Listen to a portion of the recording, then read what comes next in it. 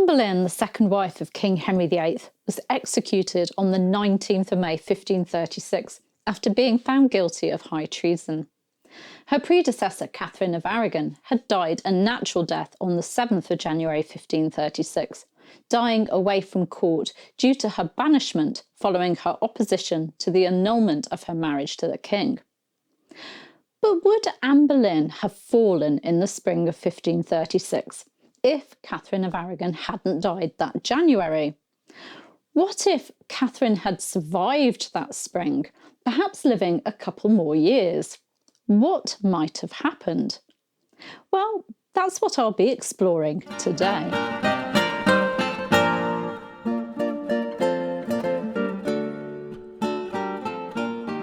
A big thank you to Elizabeth Cumming for today's question, which in her own words was, if Catherine of Aragon had survived another few years, would Henry have taken the action he did against Anne Boleyn in 1536?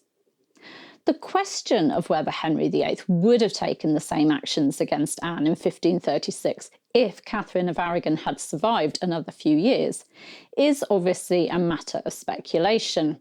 However, examining the historical context and Henry's motivations that spring does provide some insights, and I do love what-ifing. So let's go back to the 16th century. By the time Henry VIII sought to annul his marriage to Catherine of Aragon, he was deeply frustrated by her inability to provide him with a male heir. The Tudor dynasty was not secure without a Prince of Wales, and Henry just couldn't risk rebellions and civil war, another War of the Roses. He'd come to believe that his first marriage was invalid, and that Pope Julius II had made a grave error trying to dispense of something that was against biblical law. The book of Leviticus stated, "And if a man shall take his brother's wife, it is an unclean thing. He hath uncovered his brother's nakedness. They shall be childless." And Henry had married and slept with his brother's widow. Although the book of Deuteronomy seemed to contradict Leviticus, if brethren dwell together and one of them die and have no child, the wife of the dead shall not marry without unto a stranger. Her husband's brother shall go in unto her and take her to him to wife, and perform the duty of a husband's brother unto her.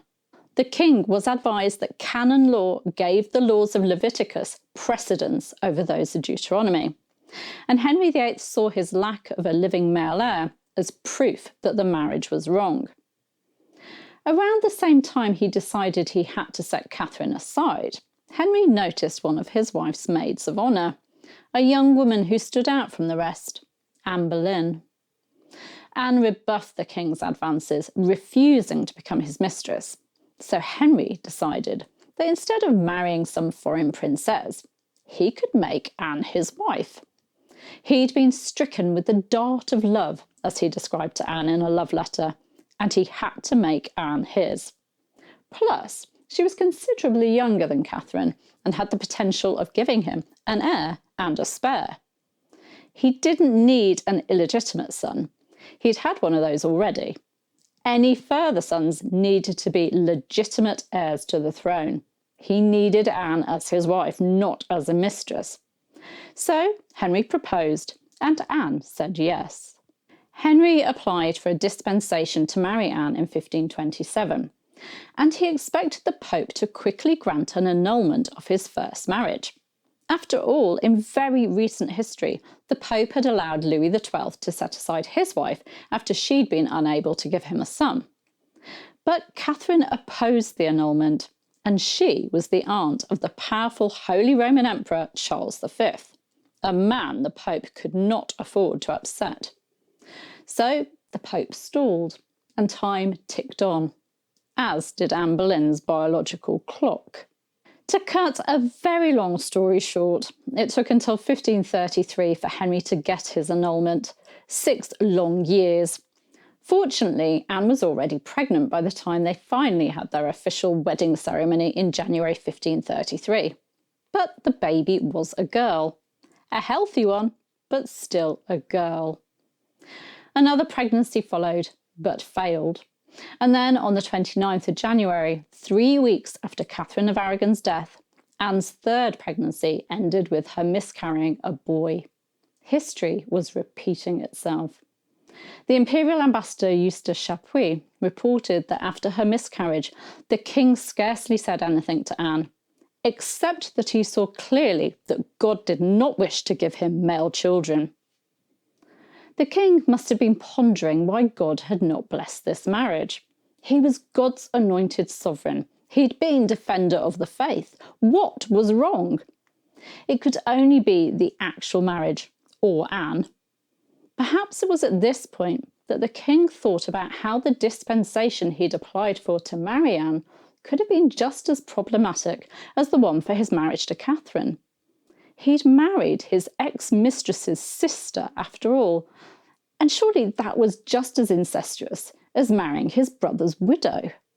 Henry VIII desperately needed a son, and he needed a wife who could give him one.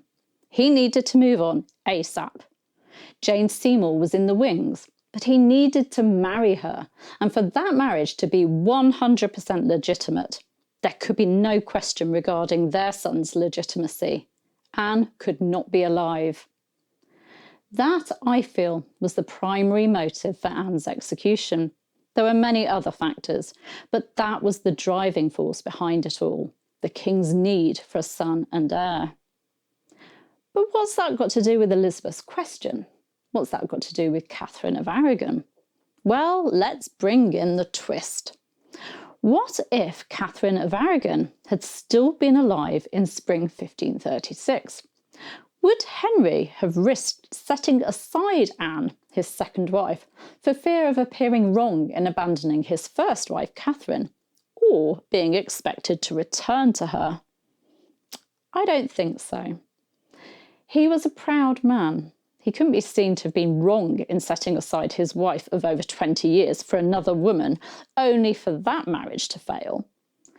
So I think Catherine's death in 1536 played a crucial role in Anne's downfall. It allowed Henry to move on to wife number 3, Jane Seymour, without the shadow of his first marriage looming. With both ex-wives dead, there could be no question about the validity of his and Jane's marriage. But let's ponder some more. What if Catherine had survived longer and Anne had miscarried again? Would Anne have been safe forever? What if it came to 1537, 1538, and Henry still didn't have a legitimate heir? Well, I think by that point, the pressure on Henry to secure a male heir would have continued to intensify and would have led him down the path to Anne's destruction. I'm sure he and Cromwell could have come up with a valid reason by then for the king to get rid of Anne without having to return to Catherine.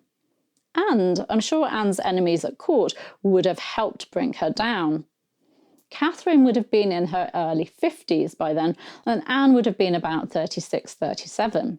So I'm sure Cromwell could have argued that the king's second marriage was as invalid as his first, and that Henry needed a younger wife for the good of the kingdom.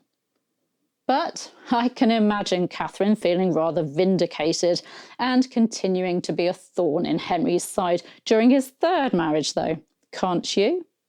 What do you think about this what if? How much of a factor in Anne Boleyn's fall was Catherine's death? What do you think? Please do share your thoughts in the comments. Thank you for joining me in my what-ifing today. Don't forget to like and subscribe and keep the questions coming. I'll add my email address to the video description for you. I'll see you very soon. Take care.